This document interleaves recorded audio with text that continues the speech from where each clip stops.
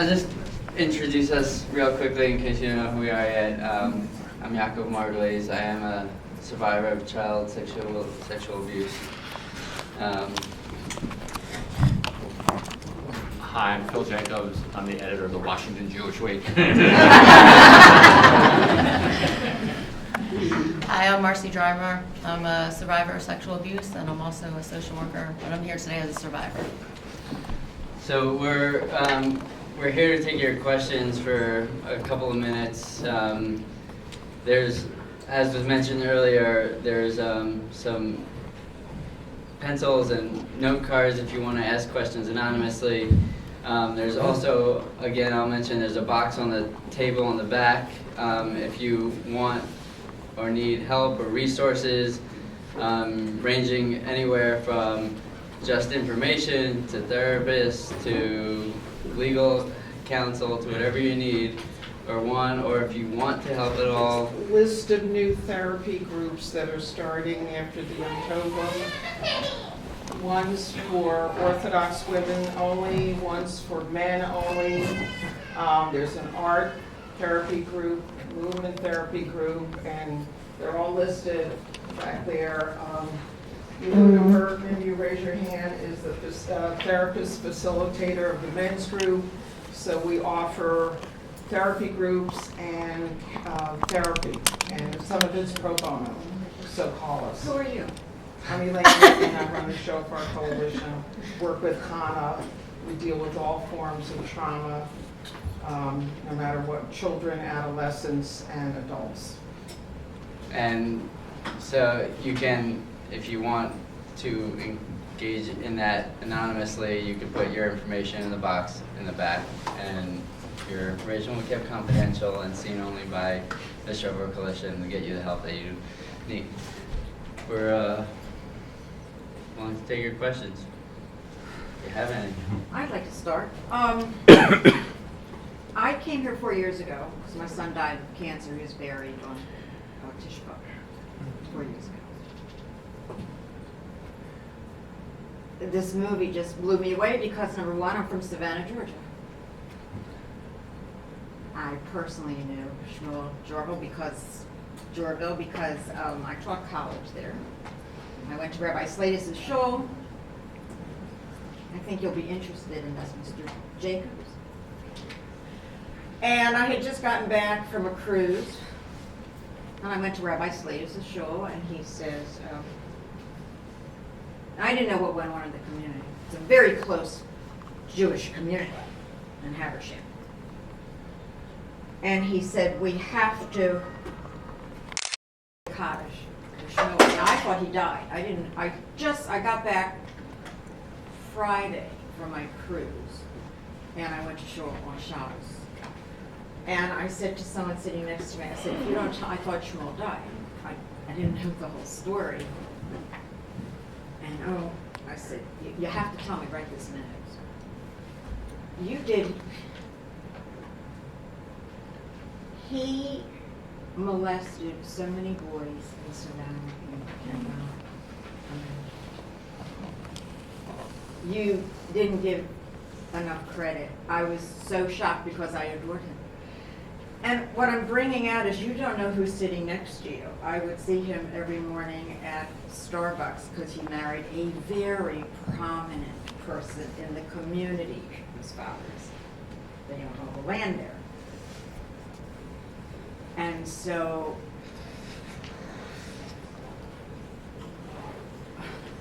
when I think about it, I said to my best friend, I won't mention names because it's 6 degrees of separation.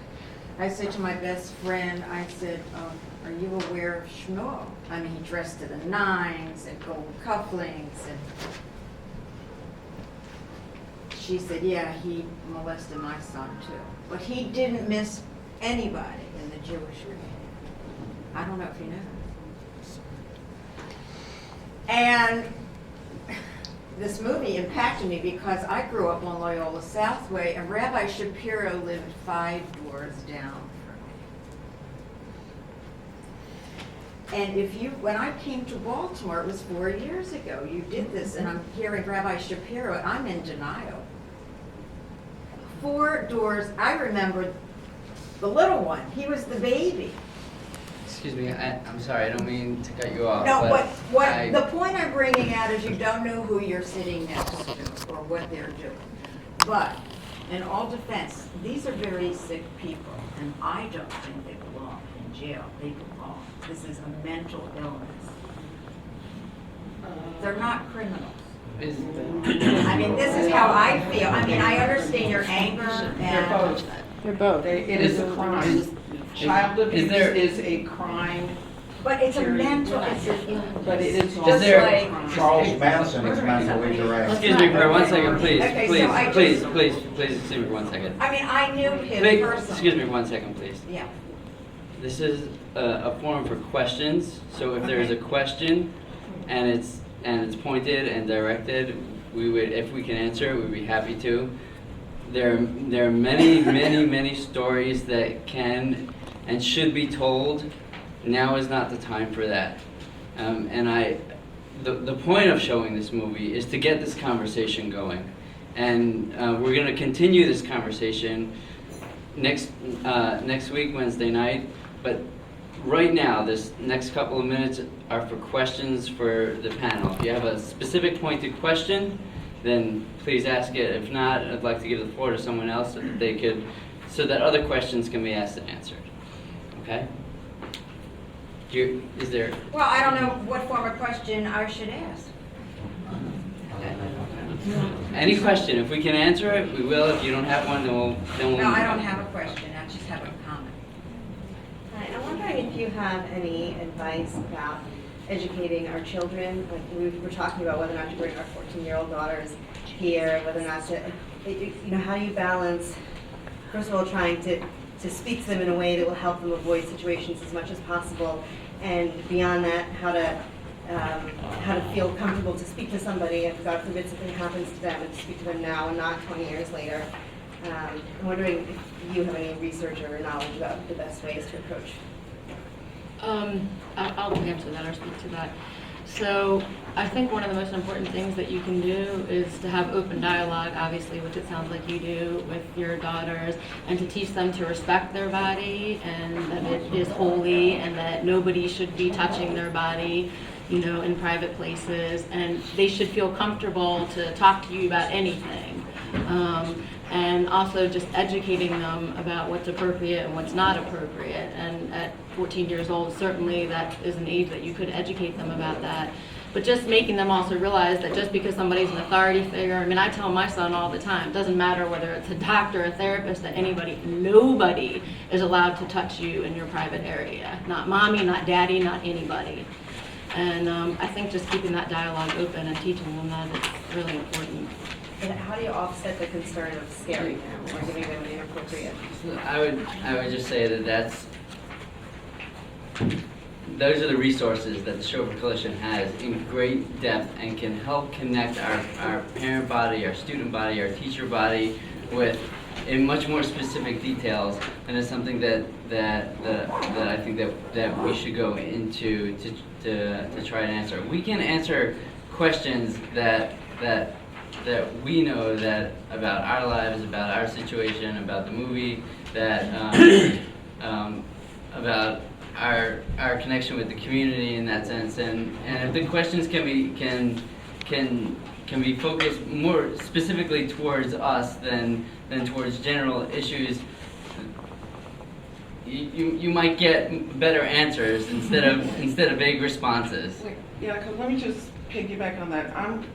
The Chauffeur Coalition is looking to have workshops. We have workshops geared towards parents to answer all those questions, because truthfully, telling your children is only this much of it. It is an adult responsibility. Telling your children is not the end all and be all, it's actually the beginning. So if for your schools, for your shuls, I don't know if you're all members of this shul, call me, invite us in. We will come in the fall or whenever and do workshops at no cost for the parents to discuss the very important question you answered. Please call me. To Phil, in your hunt for Big Bob, I do remember the year I was in AZA at in the mid-60s, Bob basically chaperoned just about every AZA BBG dance that I went to. Have you looked into that connection? Yeah, I have a couple BBYO scrapbooks Yeah, I saw with that. his image, and I've tried to keep in touch with some people who I was connected to back then.